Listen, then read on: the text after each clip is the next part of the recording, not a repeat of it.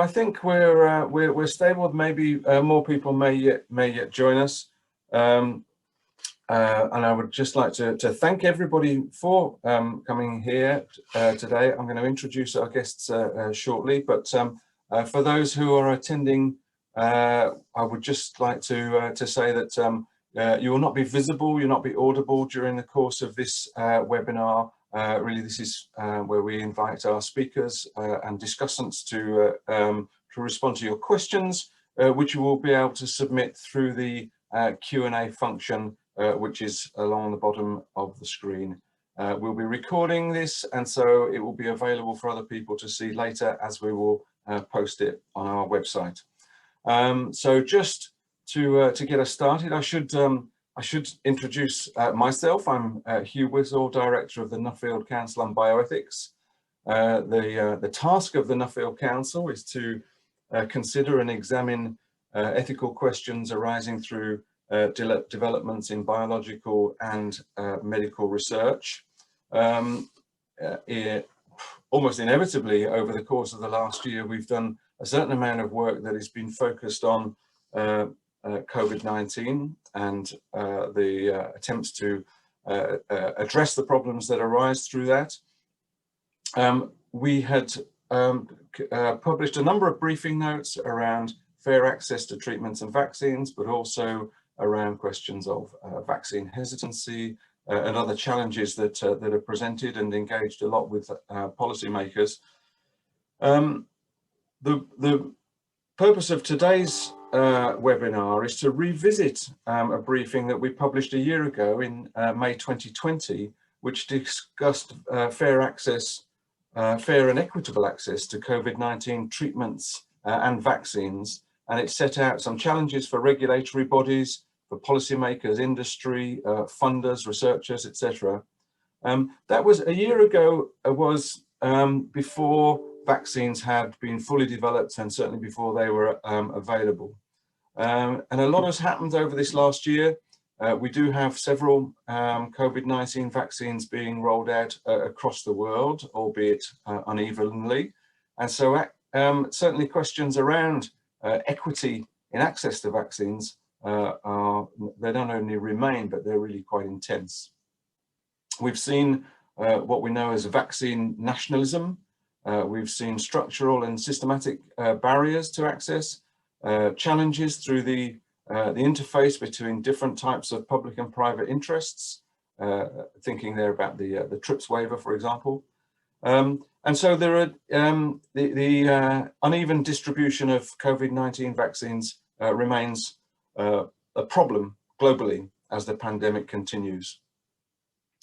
What we saw last year, several months into the pandemic, was that even before vaccines were coming on stream, the wealthy nations, who represented 13% of the world's population, had already pre-bought more than half of the promised doses of COVID-19 vaccine candidates ahead of their being made available on the market.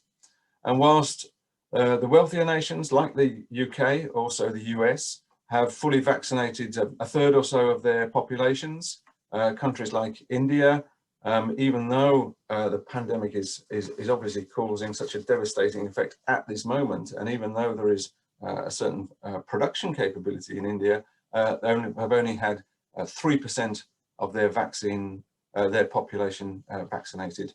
And other parts of the world, Africa and elsewhere, are reliant on COVAX. So that's the background. Forgive me for going on, but I think it was important just to recognise some of that, some of those elements. So what we're doing today is bringing back those people, those experts who we had with us a year ago, largely the same people, to share some reflections on what progress has been made, how we can get to closer to a fair and equitable distribution of vaccines.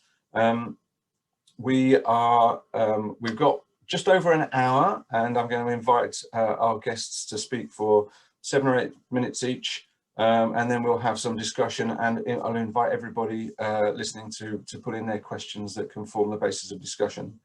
I'm not going to introduce people in detail. If you want to say a few more words, I will come to that in a minute. But we will have Shuli Porkis, Stefan Swartling, I've got Dr. Ahmed Ogwell, Achal Prabhala and Ellen Tahern, and I'm very, very pleased to welcome them back.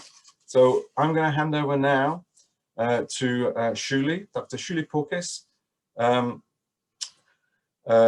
who is Chair of the Policy and Communications at the Faculty of Pharmaceutical Medicine and Director of Actaros Consultancy. I suppose challenges for industry amongst other things, Shuli. Over to you. Yeah, great. Thank you, Hugh. Thank you, everyone.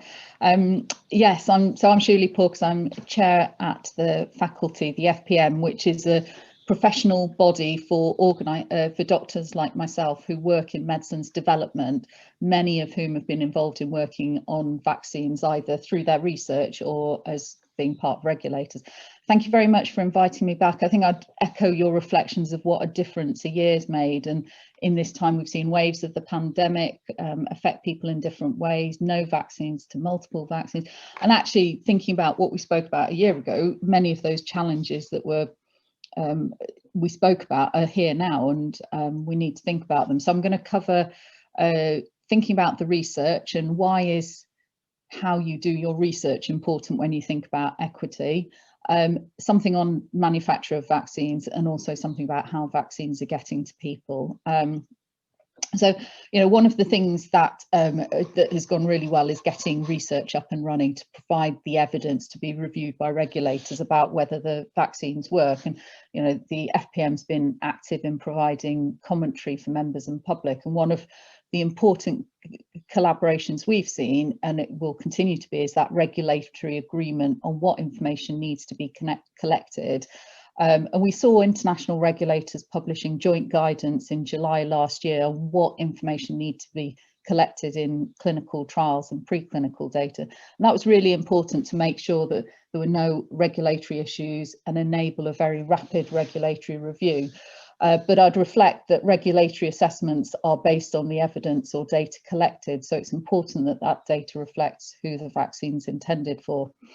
We then saw trials recruiting rapidly, and in the UK this was made possible by the designation of some trials as urgent public health trials, which provided a priority status and resource, and also the development of an NHS COVID vaccine research registry where people could sign up so they could be contacted to enter trials. The regulators undertook rolling reviews of the data as it emerged rather than in one sort of lump at the end. And that enabled them to issue those emergency approvals. And in the UK, the first person received their vaccine as part of that rollout on the 8th of December. One particular population that I want to just spend a minute on, and where the FPM has a focus, is thinking about women's health, and in particular pregnant and breastfeeding women. So the advice in the UK in December 2020 was that there was insufficient evidence to recommend routine use of COVID-19 vaccines in pregnancy because there just wasn't the information, but that it should be considered where there was a high risk. But then based on real world data from the US on around 90,000 pregnant women, that advice was updated in April to say that pregnant women should be offered the COVID-19 vaccine at the same time as the rest of their population, you know, based on their age and clinical group, and ideally the Pfizer or Moderna vaccines. And I think that just shows, you know, how we collect data is really important for who the vaccine's intended for.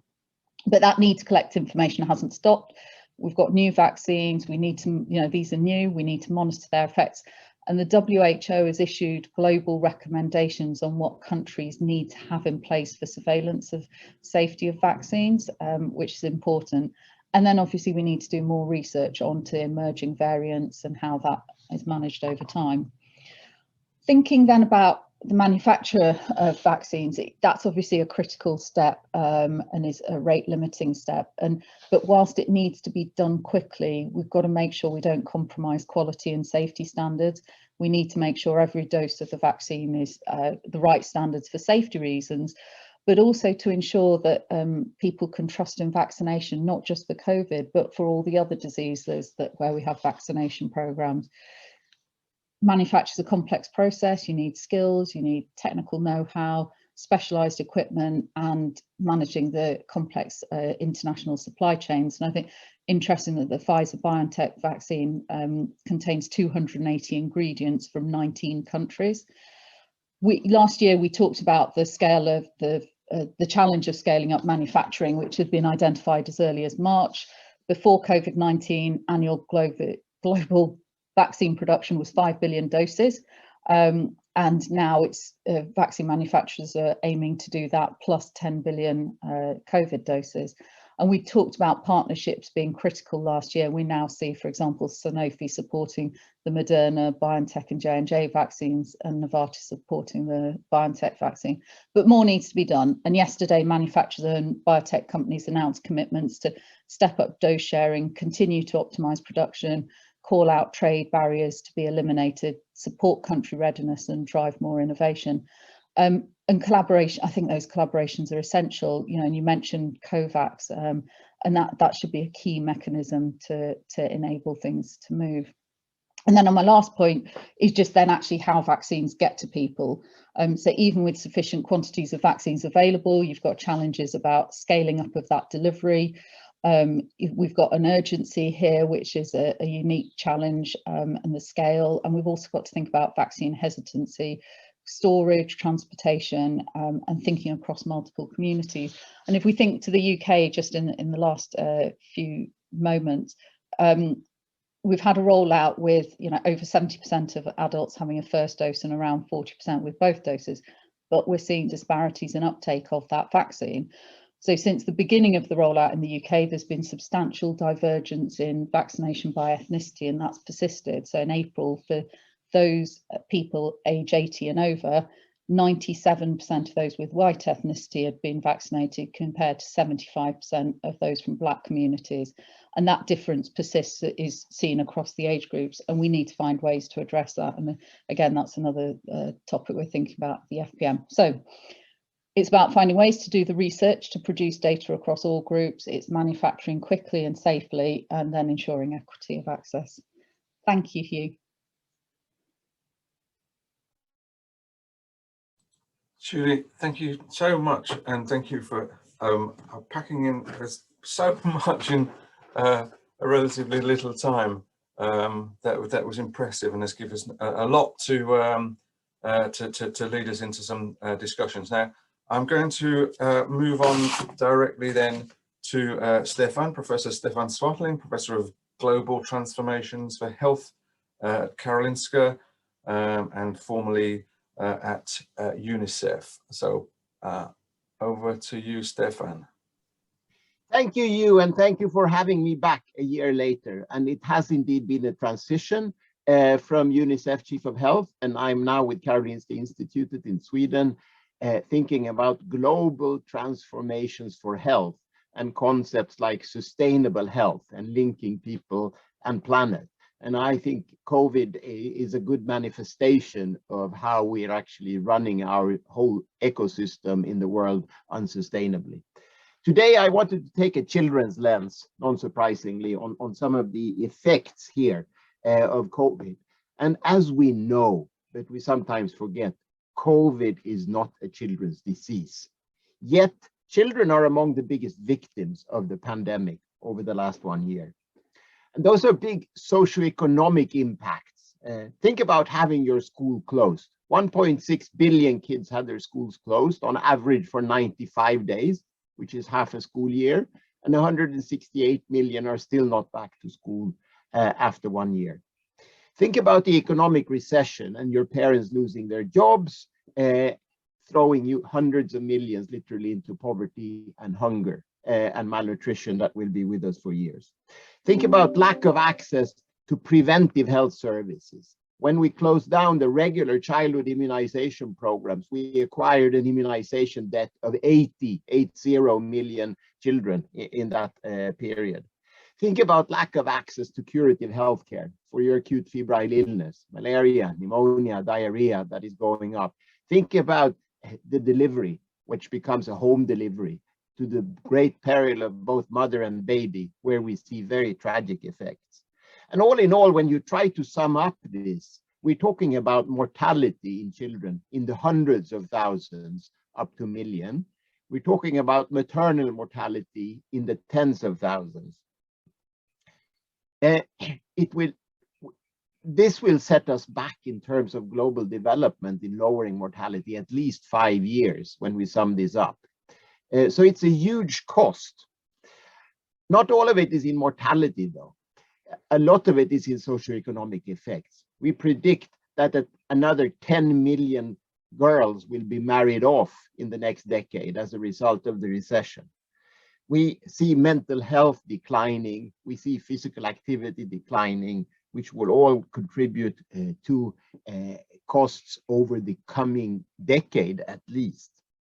Now, obviously, this is about equity, horizontal as well as vertical, within countries and between countries. But UNICEF has put out a call saying, speaking of the vertical aspects, no lost generation. Coming to some of the bioethical principles here, I'd like to say that the principle of no harm here has severely been violated, and primarily through crude mitigation measures. Lockdown has become a household word. It's become a powerful political slogan, yet it's still crude. It's non-evidence-based. We don't know what works in the lockdowns. Take the school closures, for instance. No evidence base, often applied to whole countries when there was even no COVID in the country, or a few import cases in the airport, lasting for years. It's essential that we keep both schools and health services open and accessible. Otherwise, we are doing harm. And I think as public health practitioners, we have failed to produce that evidence, and politicians have failed to operationalize this, instead opting for the medieval crude lockdown measures that have created a lot of harm. Moving to access as a principle here, we've already heard reference to the glaring vaccine inequity in the world against COVID. And again, this is for the health workers, this is maybe for the school teachers, it's for the vulnerable groups, and that contributes to keeping schools and health services going that benefit children. If my statistics don't fail me, I think 0.3% of the distributed doses of COVID vaccine has been in low-income countries yet.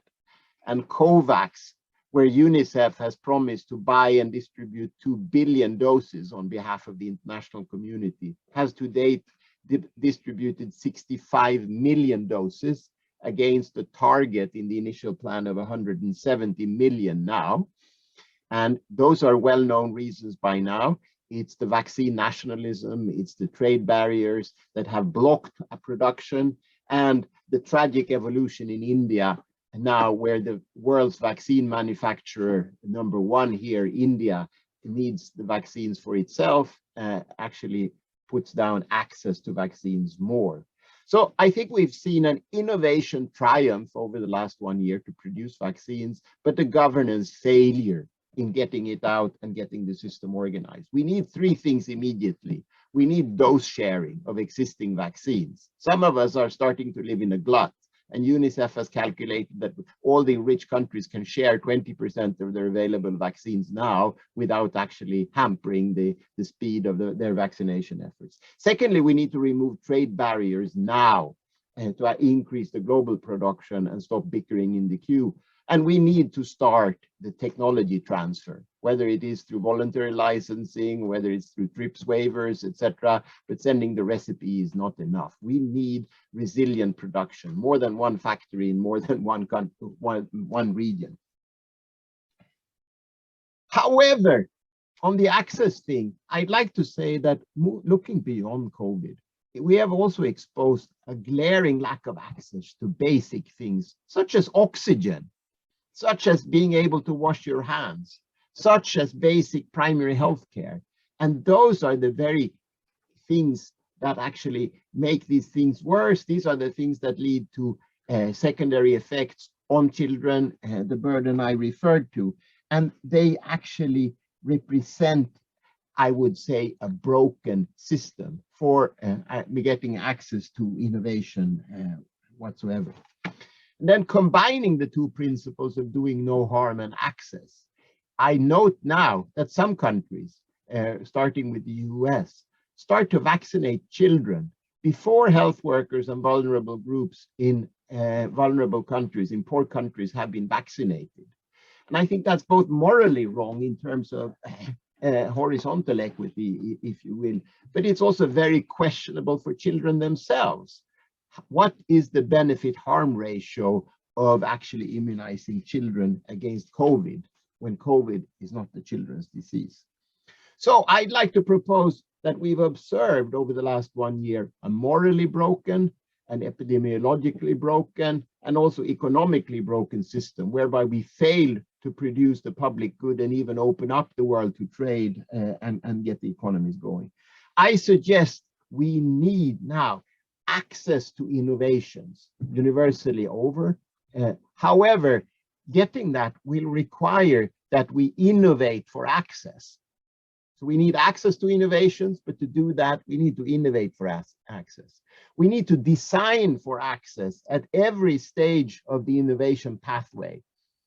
We need equitable, sustainable, affordable access as a principle of each stage, at each stage in the research and development pathway, and not as an afterthought as it is now. And I would like to challenge all of us, and I'd like to challenge you to develop the principles for global goods access, because I think that's what we need. Thank you.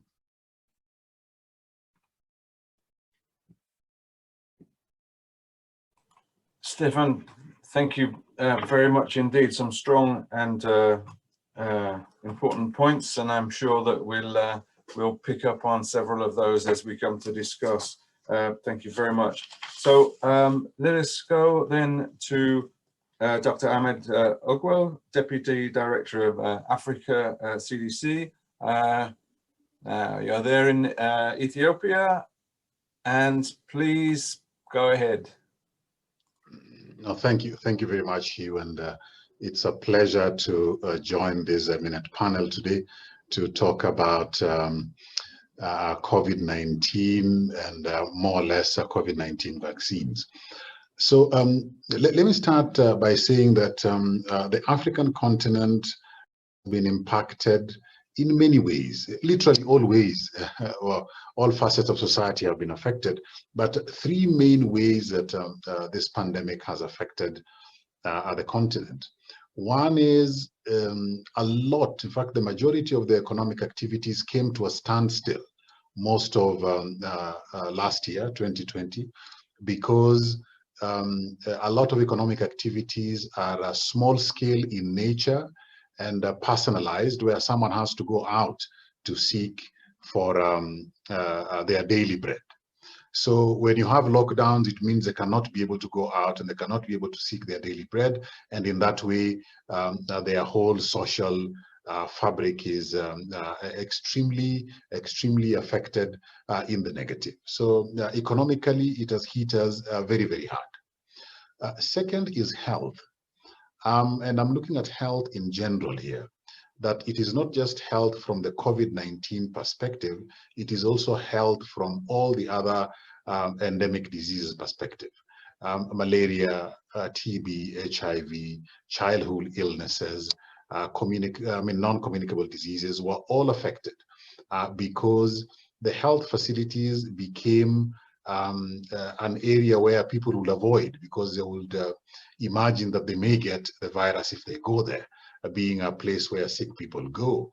So in this way, a lot of the healthcare outside of the pandemic space got negatively affected, and the data we are seeing right now is telling us that but the number of deaths resulting from other illnesses that were negatively affected is much more than the number of deaths that we are seeing from COVID-19. So this is a second big way in which it affected the continent.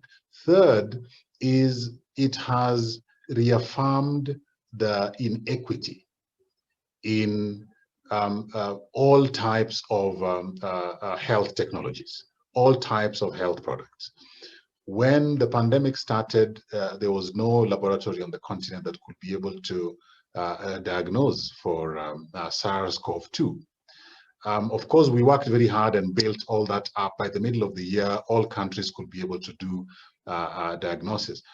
But now we come to vaccines, and out of the 1+ billion vaccines that have been inoculated around the world, only 37 million as of today, 37.8 million have been seen on the continent. So it is a small, almost minuscule proportion of vaccines that we are seeing on the continent. So it has really brought home the fact that the inequities that exist are made worse when we have a pandemic like this one, which interrupts the whole globe and interrupts our supply chains as well. So these are the three major ways that I would say COVID has impacted the continent.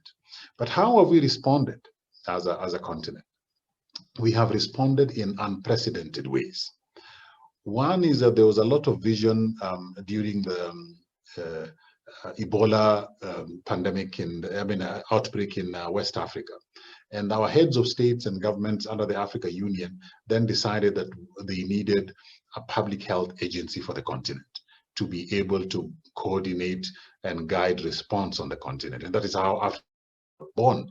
We are only about 4 years old, having been launched on at the end of January of 2017. So a very young organization was thrust right in the middle of a pandemic, and I must say that we have done our best in trying to ensure that coordinated efforts across the continent were of high quality, were timely, and were being done in a very synergistic manner across the continent.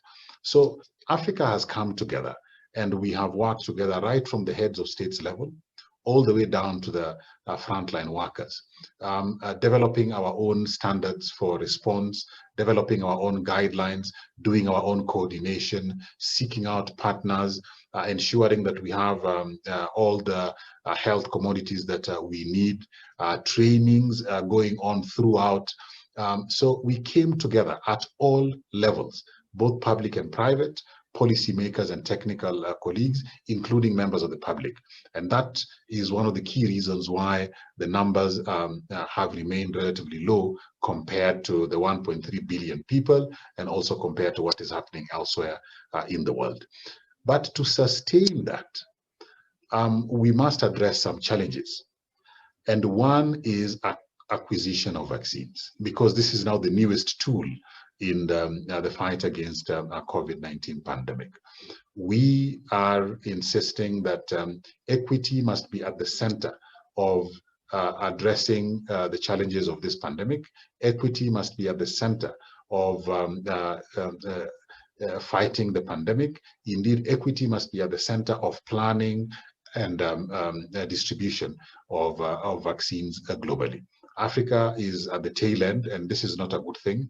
And as the previous speaker was saying, it is totally immoral for a 12-year-old to be getting a vaccine while a frontline health worker elsewhere in the world has not yet received even the first dose of the vaccine. So this is one challenge that we must be able to address, the equity of access to vaccines. Second is the supply chain for everything, whether it is for simple things like masks and gloves or for complex things like vaccines.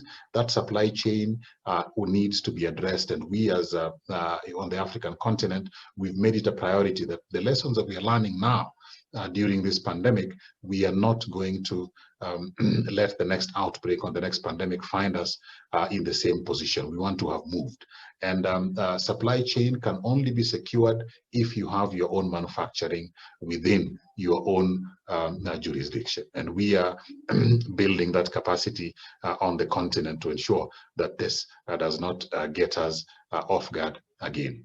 The final thing I would like to say is the pandemic has brought home the fact that when you're talking about pathogens of whichever type, there are no borders.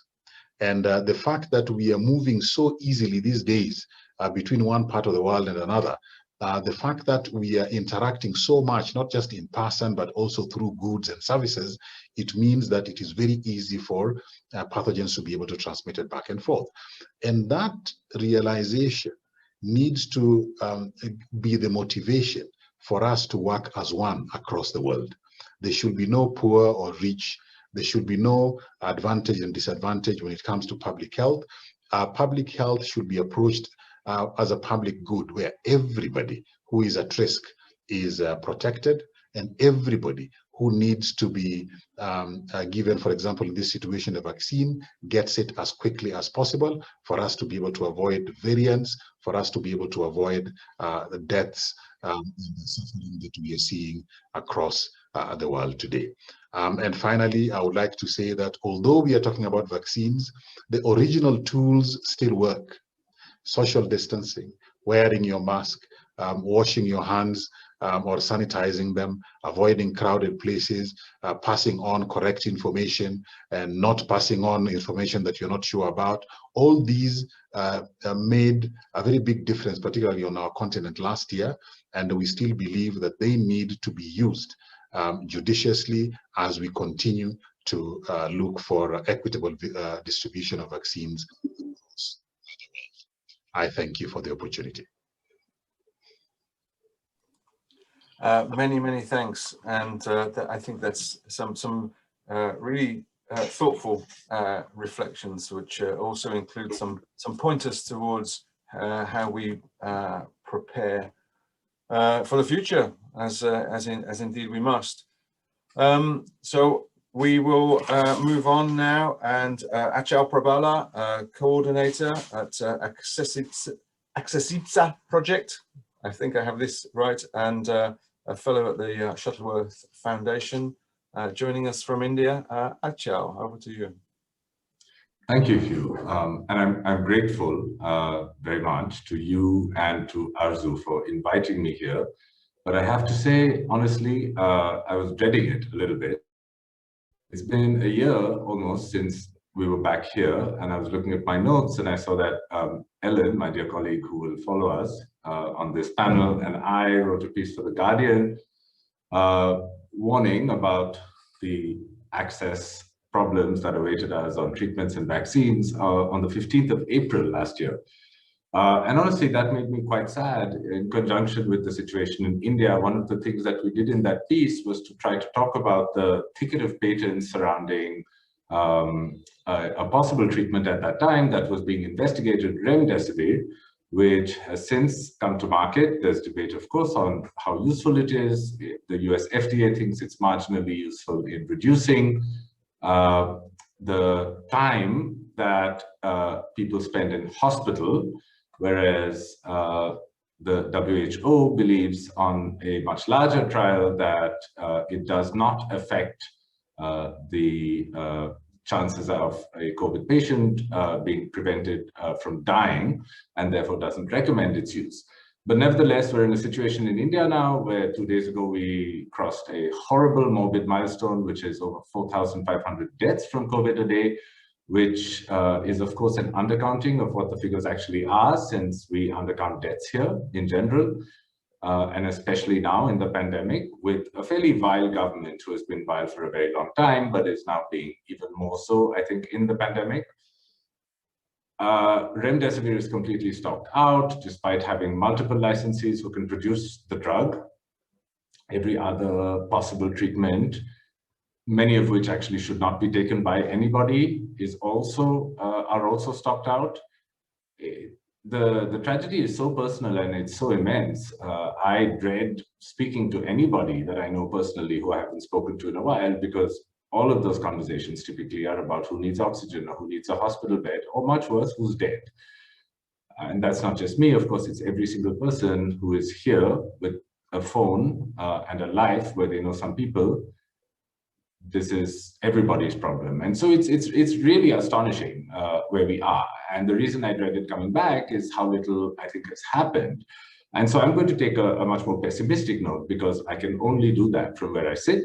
Last year, in the article that I mentioned that Ellen and I wrote in The Guardian, we talked of this idea of CTAP, the COVID-19 Technology Access Pool, which has gone nowhere. We talked about greater access to treatments and to vaccines, which have gone, of course, exactly in the way that we warned against them, going, if left to the natural course of business as usual in the pharmaceutical industry. The way the world looks right now is that about 20% of the world lives in rich countries where vaccination rates vary. So there is a queue even among rich countries. But the way it looks right now is that if you're in the US or UK, over 30% of the population has been fully vaccinated. These countries are returning to normalcy. The US economy is surging. You have really disjointing headlines coming out of the American press, such as New York City increasing a cap on indoor dining from 50% to 75%. Discordant headlines from the European Union of how certain people from certain countries who've taken certain vaccines will be allowed in order to spend money over the summer holidays, while we have military police here in Bangalore who patrol the streets to make sure that nobody can get out of their house, and over 4,500 deaths, an incredible, staggering number of infections every day, with really no end in sight, an acute vaccines shortage, but also our shortage is also precipitating a vaccine shortage of monumental proportions in everywhere from Sub-Saharan Africa to Southeast Asia, which depend on the contracted vaccines they were supposed to receive from India. So that's how it is in the poorest, that's how it is here. In the middle income countries, Latin America and in North Africa, what you have are a whole range of countries, about 30% of the population having turned to Russia and China for vaccines and having done actually quite well out of that. There's a trickle of Western vaccines that flows into these countries as well, but it's really through big deals with two Chinese vaccine candidates, companies who make those vaccines, and the one leading Russian vaccine, Sputnik V, that they've been able to get through this, this last year. And then you have the poorest countries, in which India is the anomaly and actually stands out for doing the best among them. But what's our best? Our best is that we have about 3% fully vaccinated, an acute vaccine shortage in the country.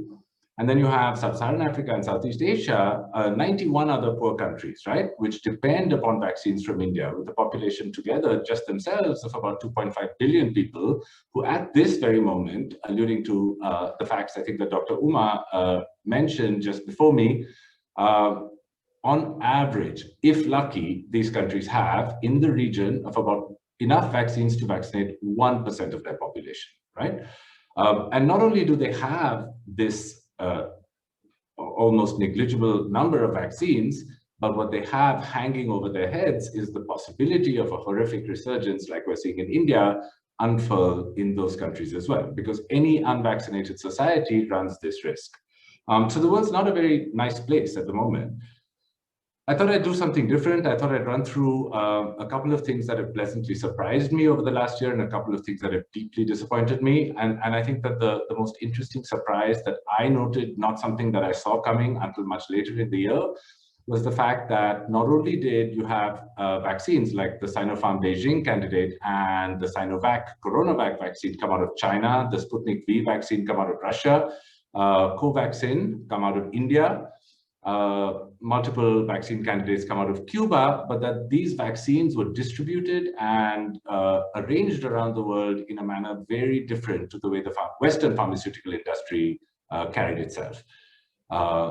There is a Cuban vaccine candidate that was developed at a government institute that is under production in Iran.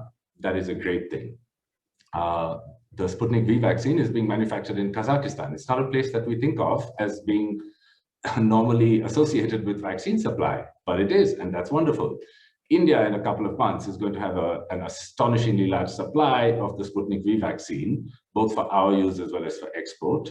Sinopharm, which just received WHO pre-qualification after a rigorous vetting process that took the better part of 6 months, is being produced very shortly at a joint venture in the United Arab Emirates that can churn out 200 million doses a month. The Sinovac vaccine is being already produced in a limited way through what is called fill and finish in Brazil, in Turkey, and in Indonesia in enormous quantities. And all of these countries are ramping up facilities to actually make the vaccine from start to finish. That's the kind of partnership, unfortunately, that we need and that we don't see enough of, but I'm glad that there's someone who's doing it.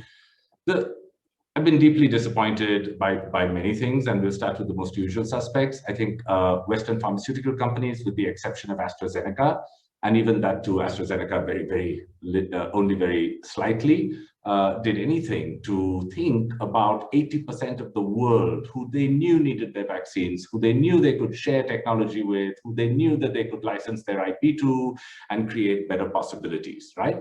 Whether through CTAP or directly, but they did nothing. I'm disappointed, of course, with rich governments who enabled all of this. And I'm particularly disappointed with them, even with the exception of the Biden administration support for the TRIPS waiver, because what is that support really? The TRIPS waiver we asked for was for every kind of patent related to technology that we need for COVID. Now, they want to limit it to just COVID vaccines. And that's a really impossible situation because, one of the things that you need to make older vaccines are bioreactors. Bioreactors require something called single-use plastic bags.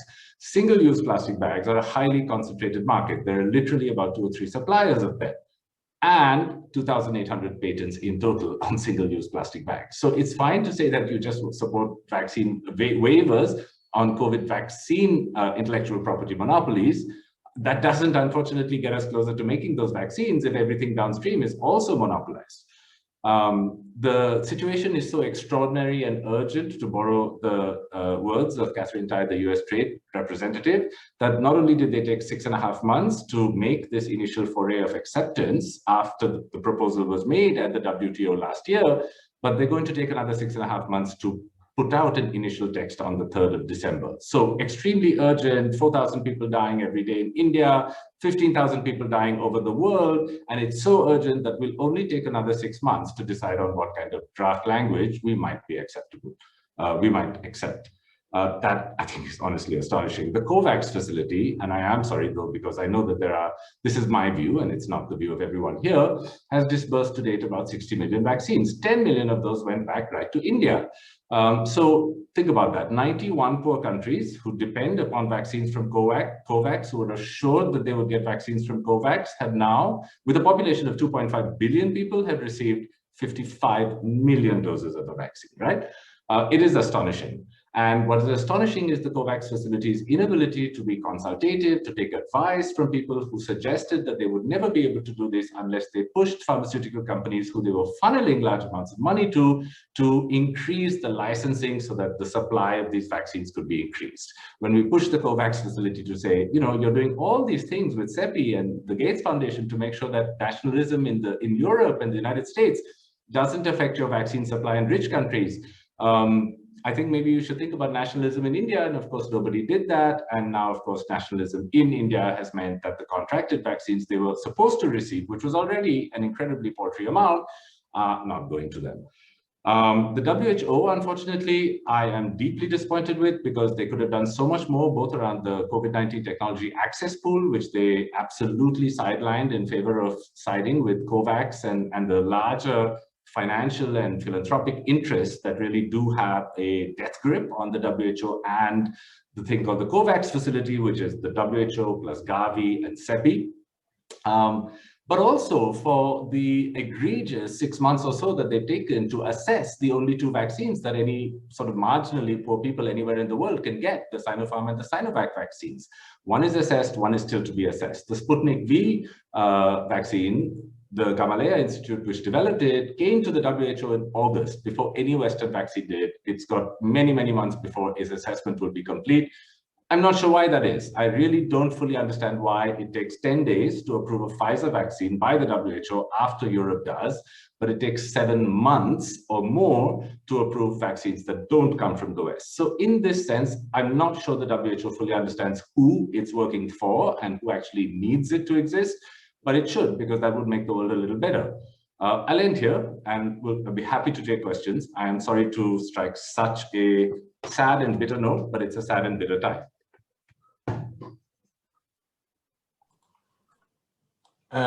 Many thanks. I think you should certainly not apologize for striking such a tone, because I think we have to remind ourselves regularly that what may seem optimistic from some points of view in the West is certainly not the case universally. Far from it.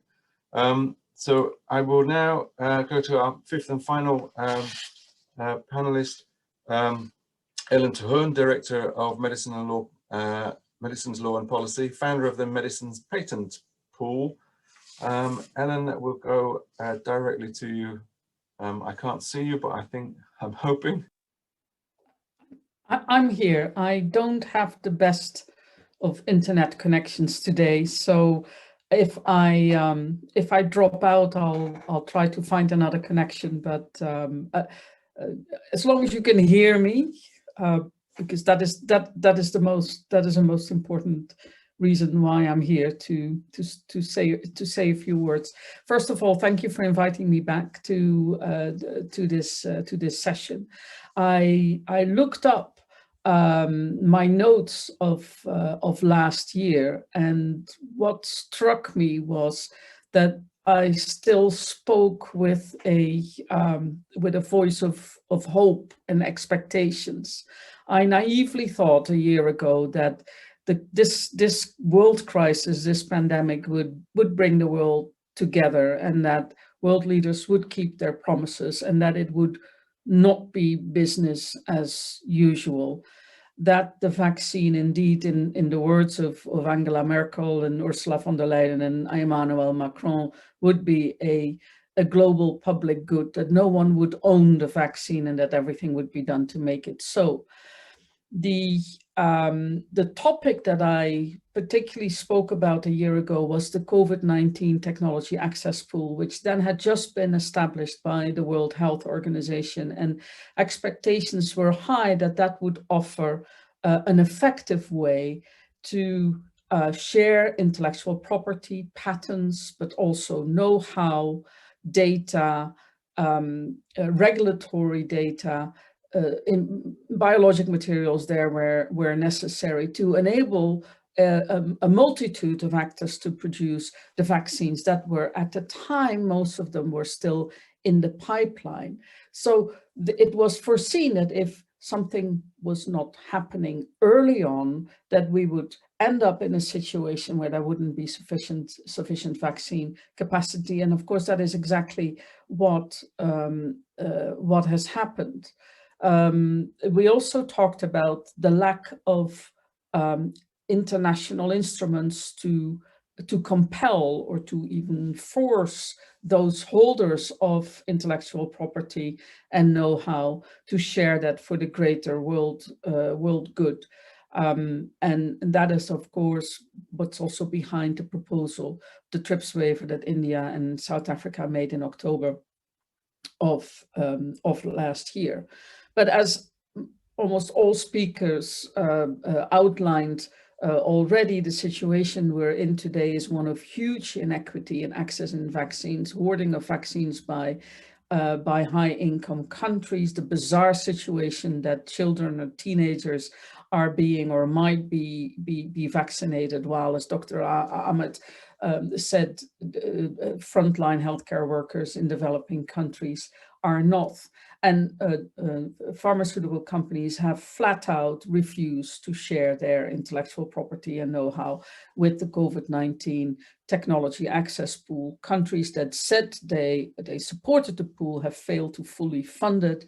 And as Achal mentioned, the WHO has not really done enough to make it a success.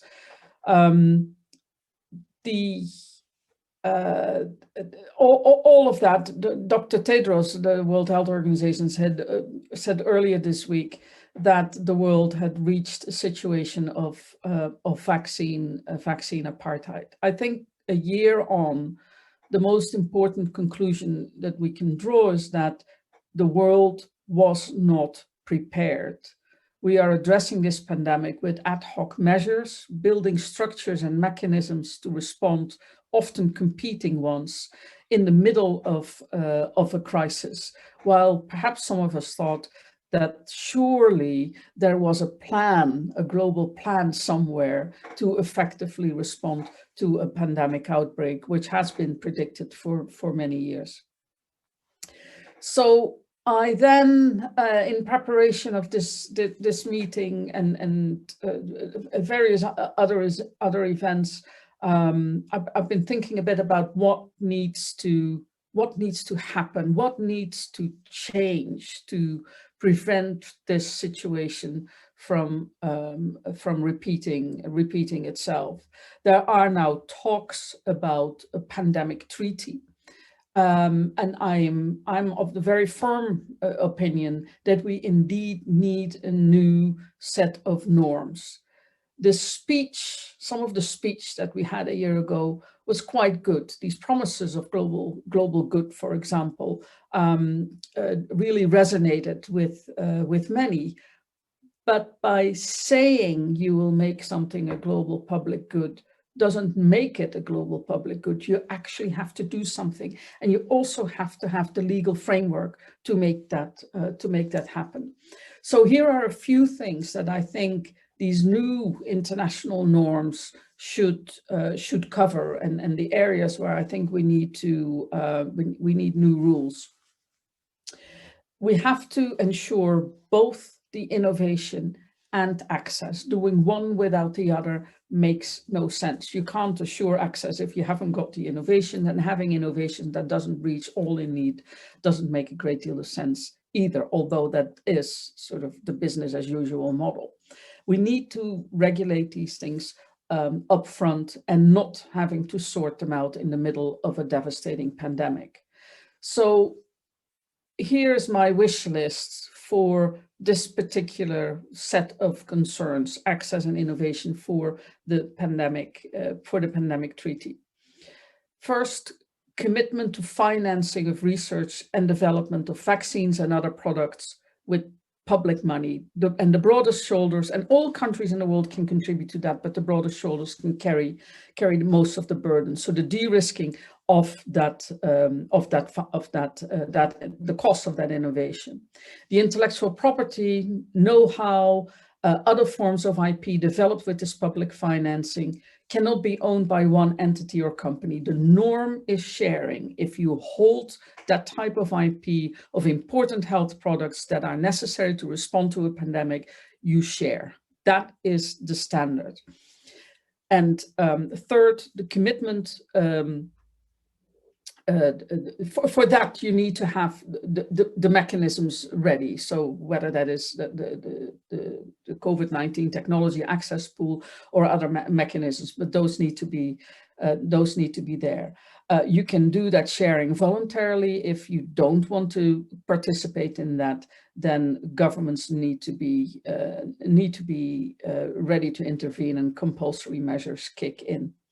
Commitment, and last but not least, commitment to invest in the development and maintenance of vaccine manufacturing capacity in all regions of the world, and continue technology transfer where that is not existing and not sufficient. That is a slightly more longer term goal, but absolutely necessary to prevent a situation where we're in today. I heard Dr. Ngozi, the head of the World Trade Organization, speak earlier this morning at the European Parliament, and she mentioned the fact that there is almost no vaccine production capacity on the African continent. Now, that of course needs to be remedied urgently, and that will require major investments, including from wealthy nations. So those are my that is my wish list for the upcoming negotiations of the pandemic treaty. It is still a question whether those negotiations will happen at all, but I think it is quite obvious that the world needs a new set of norms and a new set of rules to deal with these kinds of outbreaks. Thank you.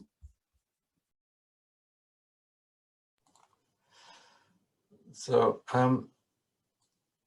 thank you very much, Ellen. Now, forgive me if I look as though I'm just don't know quite what I'm doing. The reason for that is that I don't quite know what I'm doing. So I just want to put us into this gallery mode so you can see our panel all together, who can put on their cameras and unmute if you wish. And we have about 20 minutes now, and I'll just make a couple of observations, if I may, and then we'll pick up some points from the Q&A that are coming here. So if you want to just glance at that, will be helpful. I just wanted to make a couple of observations that seem to me to emerge from what we've heard. One is fairly straightforward and should be obvious, is the exposure of underlying inequity and inequalities. We've seen this locally, we've seen it globally. There are structural inequalities that not only have persisted, but have been exacerbated. Those who already suffer disadvantage have had a greater negative impact in terms of their economy, of individual circumstances and finance, in terms of COVID health, in terms of non-COVID health effects, and of non-health negative effects as well. And many of the policies that have been pursued, to some extent, lack an evidence base. That's partly to do with the lack of preparedness. But again, some of the policies have disproportionate impacts themselves, and not just about lack of access to vaccines, but others as well. So I think this exposure is something that we obviously need to respond to. The lack of preparedness we need to respond to, and to recognise that responses have often favoured those who are already favoured. So we might want to talk about structural problems underlying this. This is not just about access to vaccines and treatments. I think this becomes one issue that is urgent and immediate, but it exposes deeper issues, structural problems that are exposed. I think that there's a really interesting point that one or two of you made about how innovation in technology is one thing, but innovation in access is something that is equally important as a technology, a distributive technology, shall we say, that must accompany other types of innovation. Building for the future must clearly include capacity building, and this, in this particular context, is about the means of delivery of vaccines or of services locally in all parts of the globe. And I thought there was an interesting point there about this in particular from Achal, about you know, how we have looked upon those vaccines emerging from Western countries as opposed to those emerging from, for example, Russia and China and elsewhere. And I don't personally have enough knowledge of this, but I think there is some interesting questions to tease out there about whether we have prevented access simply through the way that we have regarded developments from one part of the world rather than another. So that's just a few things that seem to me to be things that we can talk further about. So is there anything that any of you as my presenters would like to do in response to what you've heard or what is starting to appear in the Q&A? Achal, please go ahead. I just have a couple of really quick points. You know, in terms of structural inequities, of course, the pandemic is like an X-ray. It's laying bare the worst problems of every society. But by the way, not just in India or in sub-Saharan Africa, but in the United States, right? So it shows us what having a lack of access to universal healthcare does to a citizenry. But the problem in India, by the way, is that what we're seeing in the mortality is not actually a mortality due to COVID, right? I mean, of course, it's brought upon by COVID, but people are dying because of a lack of access to oxygen, of a lack of access to a very basic steroid course, and essential simple hospital care, which they simply don't have. The public health system cannot handle the volume of the people who are symptomatically infected with COVID. Now, the truth is, so many of these people would not be dying if we were in Sweden, right? So the truth is that that is not something that we can fix tomorrow or even in 5 months, right? Of course, we must fix it and understand that as a lesson from this pandemic. But what we can fix in 5 or 6 months is mass vaccination to prevent the overburdening of the health system, because we know that that's what the situation is, not just in India, but in every other one of the 92 poorest countries in the world. In terms of the capacity and building capacity, there are parts of the world which need capacity built, to be sure, right? But there are many parts of the world with existing capacity that is being underutilized. This is a controversial question, but I've spent the last several months speaking to biologics manufacturers, to existing vaccine manufacturers who are not making COVID vaccines here in India and elsewhere, and there is certainly that capacity. When Sputnik V simply offered its technology in India, there are 7 companies who already signed up. None of them had made vaccines before. When the Chinese manufacturers and the Russian manufacturers offered their technology elsewhere, it created an entire factory in the United Arab Emirates, which will roll out 200 million doses of the Sinopharm vaccine, right? It created a rash of investments by states, by governments. So the Brazilian production of the Sinovac vaccine is actually a joint venture between a private Chinese company and the Brazilian government, the state government of São Paulo, actually. So there is a renewed understanding that governments need to invest in local vaccine manufacturing capacity, and they're already doing that. What the Western countries could do is to offer them useful technology that they can capitalize upon. There are manufacturers in Ghana who are asking to make the AstraZeneca vaccine. They could just as well make the Johnson & Johnson vaccine. It would be easier, it would be better. It's a one-dose vaccine, but it's not on offer, right? So the problem is, not only are we not building capacity, which is going to take some time, we are underutilizing capacity that actually exists. And that should make us very, very angry. Thank you. Shuli. I think, yeah, just to pick up on that theme of how to build that capacity, I think I'd want to come back to the point about having regulatory infrastructure, because I think, I talked about it in terms of the clinical research point of view, but I think it's also making sure that we're equipping everywhere around the world to have a regulatory framework, so that it's not just the bricks and mortar of the manufacturing sites, it's not just the equipment, it's not just the people, but it's actually making sure you've got the regulators who can make sure that the vaccines are produced in the right way, and also help when there are issues with manufacture, because there are always, that's sort of part of the manufacturing process, that things will happen from time to time, and you need that regulatory infrastructure and support to be able to support that manufacturing. And then the other piece is then, once the vaccines are available, actually that regulatory support to make sure you've got the vaccine surveillance, so you can check the vaccine, how the vaccines are working in real life, and support from that aspect. So I think that's something that needs to be factored in as we think about what needs to happen next. Thank you. I've got a question.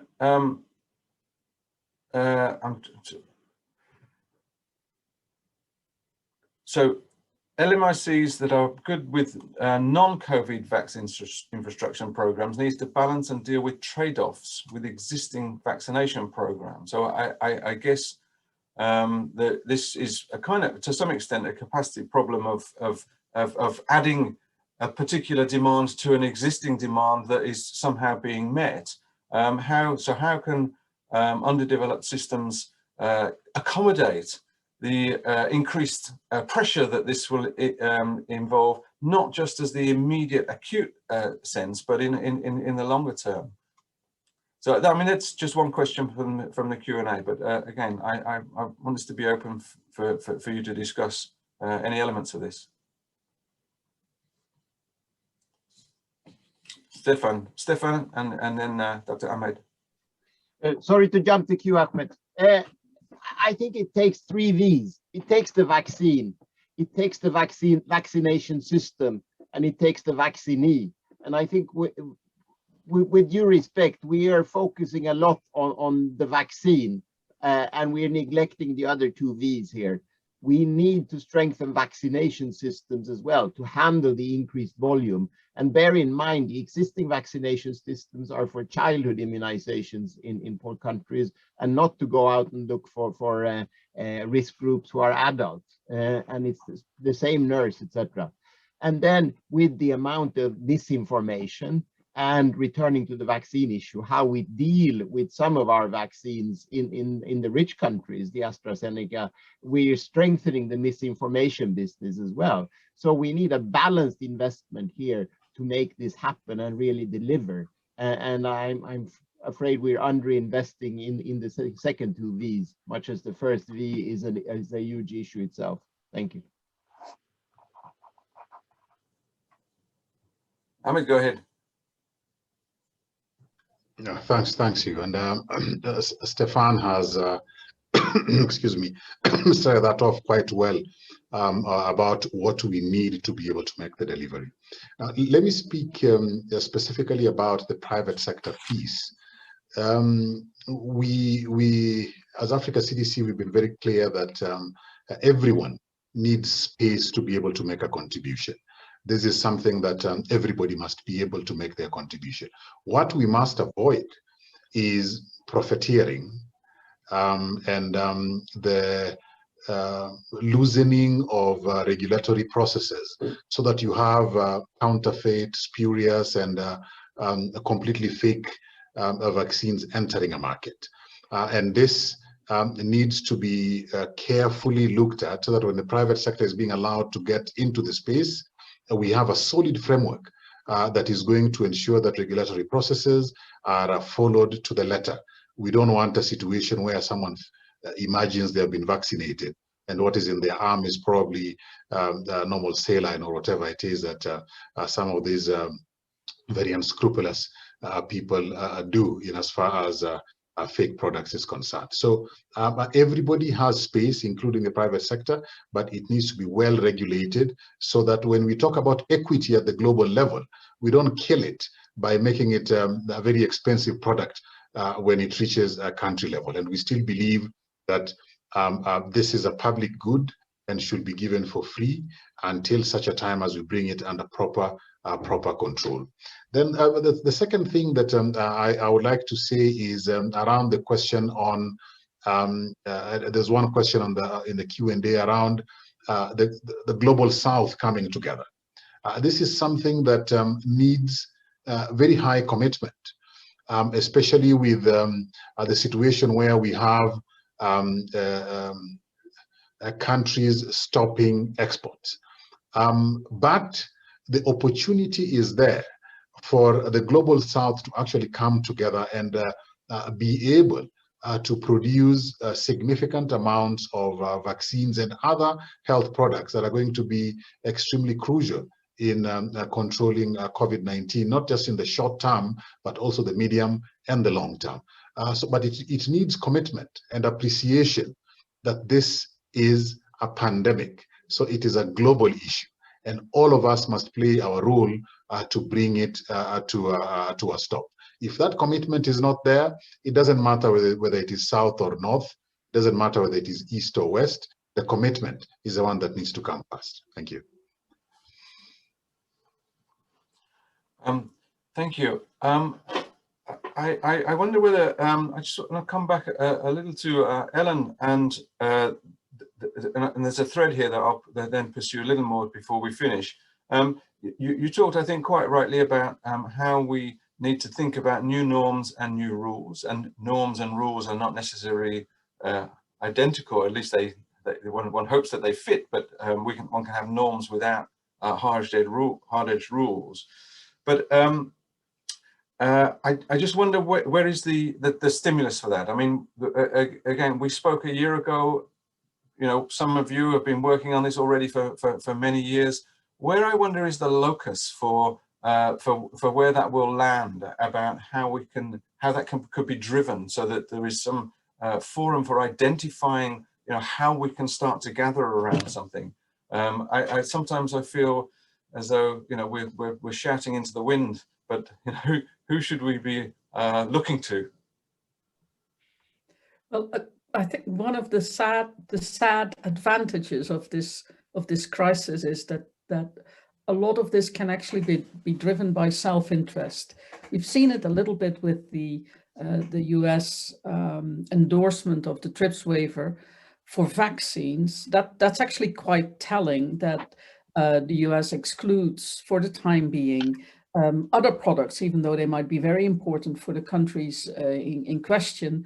But it is that element of there's that element of self-interest. It is in the interest of the United States that the rest of the world gets vaccinated also.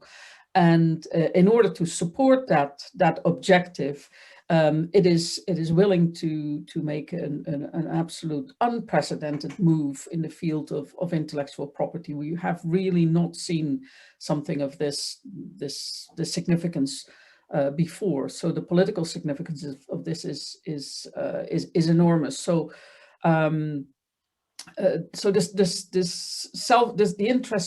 in the interest of the entire, planet's population that something happens. I think the realization that the world was not prepared, and that a lot of people realized that they actually thought the world was. So that may also drive some of these political processes. There is now talk about having a trade and health committee at the World Trade Organization, for example. Again, unheard of proposal, but it is gaining momentum. So we see a lot of things happen that we did not really expect or were skeptical about. After next week, we'll know a little bit more whether a pandemic treaty will fly. I expect that the first negotiations will take place at the World Health Organization. The World Health Assembly is meeting next week. There is an enormous pressure on these organizations to start to deliver, and they are, of course, the platform where these things need to happen.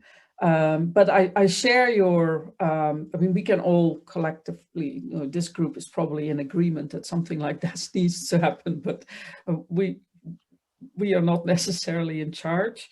So the political movement that is growing, that has grown enormously in the last year and is very, very active, that pushes for greater equity and for the changing of the rules,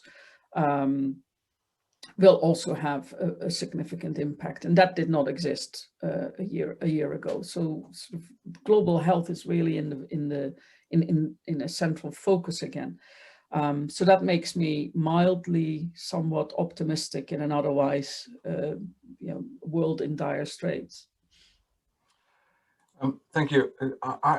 I see there are some comments have come in the Q&A. Unfortunately, we don't really have time to pursue them any further, and I'm going to have to just say something by way of conclusion. But of course, none of this is concluded. So that's the first thing. We are far from concluded. There is an immediate and critical question about vaccination, mass vaccination across the globe, and how we arrive at that. But that is just one acute problem that is part of a longer term question to address, which includes addressing some of the structural inequalities, which is a long-standing issue, of course. But of course, being the preparedness for the future, whether it's about pandemics or other serious health challenges, is not just about bricks and mortar, about the production capability in different parts of the world, but it's also about systems, about access, it's about partnership, it's about collaboration. As Hamed put it, it is about the ability to contribute, not simply to receive. And that if we think about this, whether it's about regulatory systems that are addressed towards the problems that we face, about the 3 V's, as Stefan put it, about vaccine systems and vaccinees, so that we look from all ends of this, and those questions of coordination and governance. I still am left with a little problem of who we're asking to lead on this. Of course, it will entail governments acting together, acting with each other through WHO, through WTO, which some of us, when we think about health, we sometimes maybe don't think about organizations such as WTO as being such key players. So that's interesting. Of course, this needs to be dealt with in this time of crisis. But I think what I certainly have seen today is that this work will have to be done outside of the time of crisis, so that we are ready for the next point of crisis, and even before we're through this one. to think forwards to that. I would like to thank all of you once again. I know that all of you do work hard to keep these messages going into the right places.